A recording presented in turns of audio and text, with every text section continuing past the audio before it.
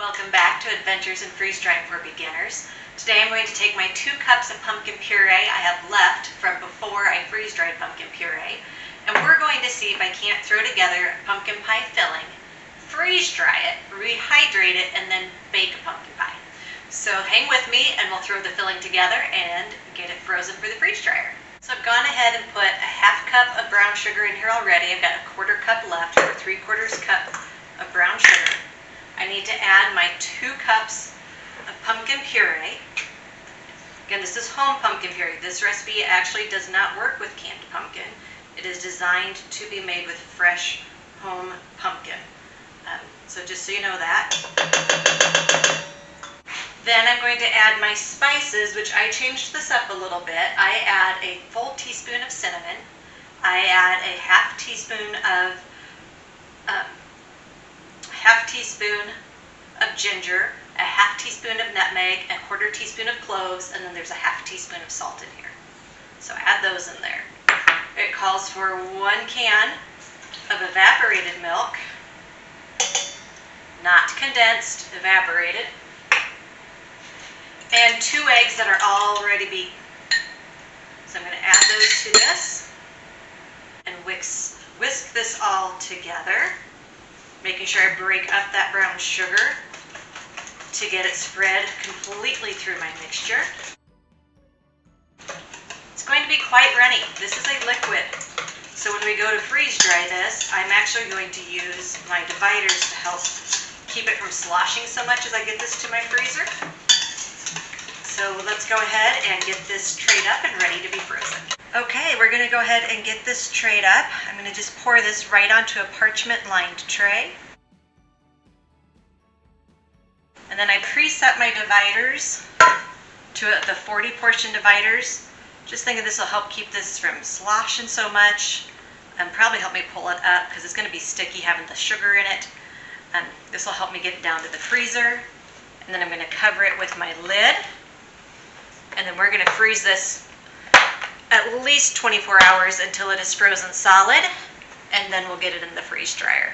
So I'll see you when this comes out and we are ready to make some pumpkin pie. Okay, so these squares came out just like that, a nice square. They popped out actually very nicely from the dividers. There's a little bit left on the dividers, but it was really nice to have them like that. So I'm going to go ahead and put these, I kept 3 of them in here, and I'm going to go ahead and powder them just in my Ninja, just like I did the rest of it. We'll pop those in and get those powdered, and we'll get on with making our pie.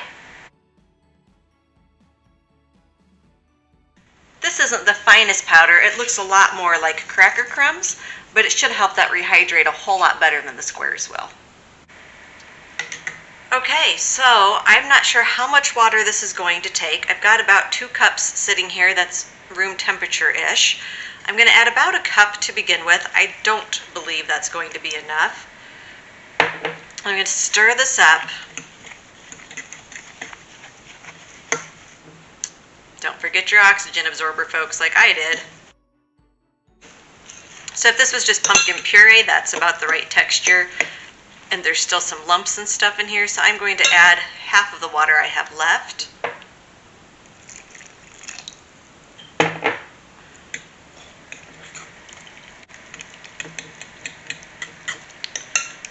And then this just isn't smooth enough yet, so we're going to let this sit for about 5 minutes.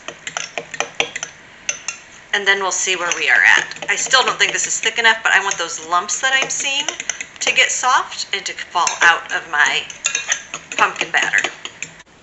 Okay, it has been about 5 minutes. I've done a little bit more water adding, so I have a total of about 2 1/4, somewhere between 2 1/4 and 2.5 cups of water. And I would say this is awful close to the same consistency as when I make fresh pumpkin pie. It's going to be pretty runny. You don't want it very thin. So this is going to be ready to pour in my pie. So let's go ahead and get my pie crust over to the oven and we'll pour this in. That's one of my tricks, is to just pour this directly into your pie crust on the oven shelf. So let's go get that done. You can use any type of pie crust you want. I normally go for homemade, but today I did a store-bought refrigerated. I've also used the store-bought frozen pie crust before. So whatever you want for a pie crust. and just dump your pumpkin pie filling in. And then we're going to let this bake for about an hour. So I will see you after this is done baking and we have taste tested.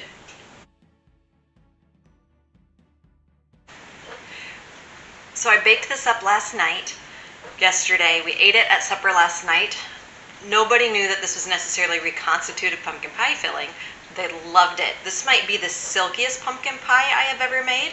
The flavor is a little strong. The spices really come through after being freeze-dried, so if you don't really like the ginger and the cloves especially, you might want to back off on those when you are freeze-drying, or add those before you bake instead of freeze-drying those in that raw pumpkin puree.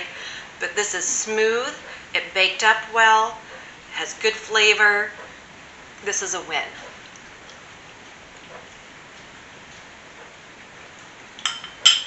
So make sure, if you like what I'm doing, you click on the bell down here in the corner and subscribe to my channel so you can see my videos as they come out almost weekly on Sundays. And then we'll see you next time on Adventures in Freeze Drying.